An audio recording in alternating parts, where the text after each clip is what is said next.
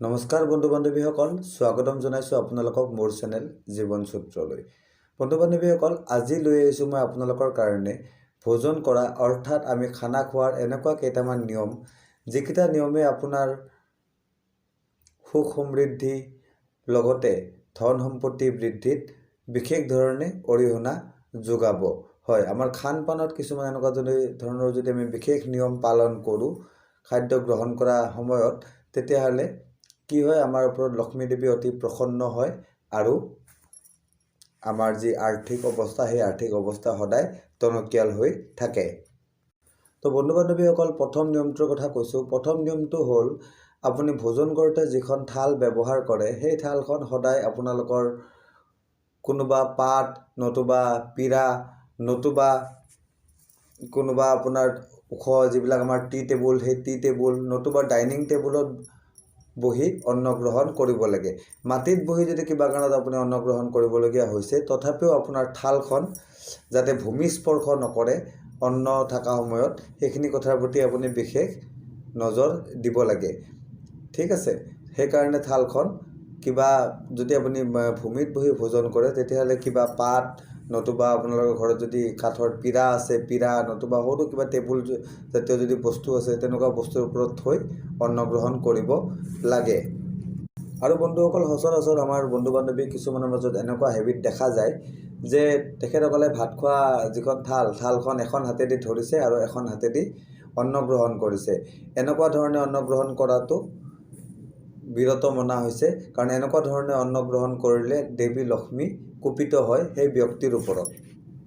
তৃতীয়তে বন্ধুসকল, কোৱা হৈছে আমি সচৰাচৰ কি কৰোঁ, আমি কিছুসংখ্যক মানুহে কি কৰোঁ, খাদ্য খাই উঠি যিখন থালিত খালোঁ সেই থালখনতে আমাৰ হাতখন ধুই আমি আমাৰ জেগাৰ পৰা উঠি আহোঁ, নহয় জানো? কিন্তু এই কৰ্ম কৰাৰ পৰা শাস্ত্ৰ অনুসৰি বিৰত থাকিবলৈ কোৱা হৈছে। যিখন থালত আমি খাদ্য গ্ৰহণ কৰোঁ, সেই থালখনত আমি কেতিয়াও হাত ধুব নালাগে। হাতটো আমি ক'ৰবাত ওচৰত বেলেগত গৈ পেলাই ধুব লাগে, য'ত হাত ধোৱা জেগা আছে তাত গৈ পেলাই হাত ধুব লাগে। আৰু বন্ধুসকল, থালত কেতিয়াও খাই উঠি এৰিব নালাগে। নিজৰ তাৰমানে জোঠা খাদ্য থালত এৰিব নালাগে। যদি আপোনাৰ থালত কেতিয়াবা জোঠা খাদ্য ৰৈ গৈছে অলপ চলপ হ'লেও, তেতিয়াহ'লে সেইখিনি আপোনালোকে ভালকৈ কোনো জেগাত নি পেলাই থৈ দিব লাগে। নহ'লে কি কৰিব লাগে, কুকুৰ নতুবা ৰাতিপুৱা কাউৰীৰ কাৰণে উলিয়াই থ'ব লাগে। আৰু বন্ধুসকল, ভোজন কৰাৰ পিছত আপোনালোকৰ থালখন, অৰ্থাৎ ভোজন কৰা হোৱাৰ পিছত যিখন থাল থাকে, সেই থালখন সদায় নি পেলাই নিজৰ সঠিক জেগাত থৈ দিব লাগে, য'ত আপোনালোকৰ কাঁহী বাচনবিলাক সচৰাচৰ ধোৱা যায়, তেনেকুৱা জেগাত। ঠিক আছে, মুঠতে কোনোপধ্যে য'তে আপোনালোকে খাইছে তাতে কাঁহী বাচনখন এৰিব নালাগে। আৰু যদি এৰিব লগা কিবা কাৰণত হয় বা এটা ৰুমতে আপোনালোকৰ সকলো, তেতিয়াহ'লে কাঁহী বাচনখন নমাই পেলাই আপোনালোকৰ এনেকুৱা জেগাত থ'ব লাগে য'ত আপোনালোকৰ ভৰি নালাগে। ঠিক আছে, যেনেকুৱা ধৰণৰ জেগা, এতিয়া পালেঙৰ তল হওক বা কোনো টেবুলৰ তলত হওক, ঠিক আছে, নতুবা গেছ টেবুলৰ তলতে হওক, তেনেকুৱা জেগাত থ'ব লাগে। ওপৰত থ'ব নালাগে জোঠা বাচন। আৰু সেইটো ভোজনে যদি আপুনি ৰাতি কৰিছে, তেতিয়াহ'লে ৰাত্ৰিকালীন কি কৰিব লাগে, খোৱা বাচনখিনি পাৰা পৰ্যন্ত ধুই থ'বলৈ চেষ্টা কৰিব লাগে। জোঠা বাচন ঘৰত ৰাতি ৰাখিব নালাগে, কাৰণ ৰাতি মানুহৰ ঘৰত লক্ষ্মী দেৱী প্ৰৱেশ কৰে বা লক্ষ্মী দেৱীৰ আগমন হয়।